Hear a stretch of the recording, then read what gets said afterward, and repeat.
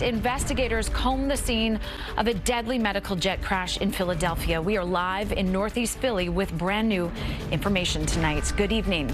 I'm Natalie Duddridge. Jessica Moore is off tonight, and we begin with those new developments in the Philadelphia plane crash.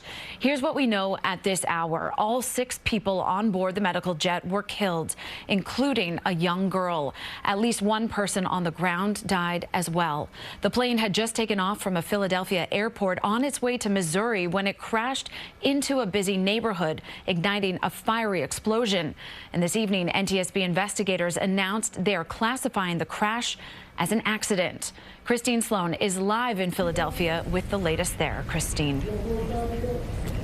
Natalie, FAA investigators as well as the NTSB are on the scene trying to figure out why that plane came crashing down in this Northeast Philadelphia neighborhood right next to the mall. Investigators say the debris site is dangerous and that they're looking for the voice recorder and that the black box is actually orange and may have changed color in that crash. And it's why they're asking the public to report any debris they may find. For the cockpit voice recorder, we are still looking for it.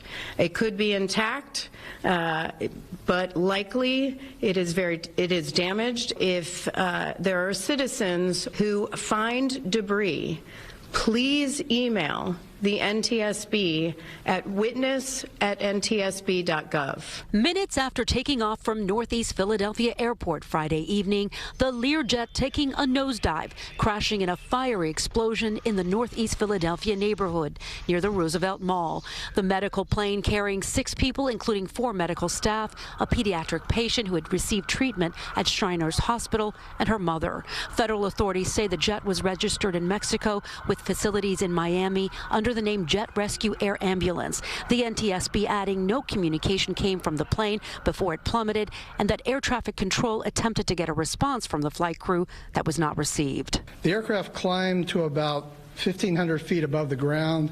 We were looking at GPS data on the aircraft, a slight right turn followed by a slight left turn, and then a steep descent towards the ground where it crashed.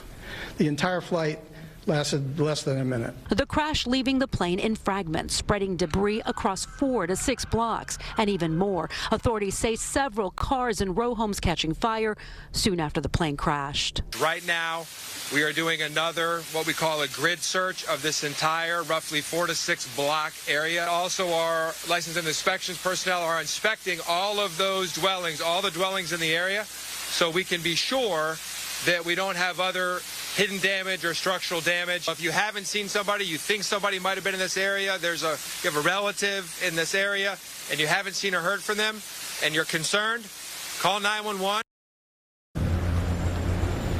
Again, 7 people confirmed dead, 6 on the plane, 1 on the ground in a car, and 19 injured. And authorities say, sadly, that number could go up. We're live in Northeast Philadelphia. Christine Sloan, CBS News, New York. All right, Christine, thank you so much. And for the very latest on the Philadelphia plane crash, you can head to cbsnewyork.com or download our CBS News app.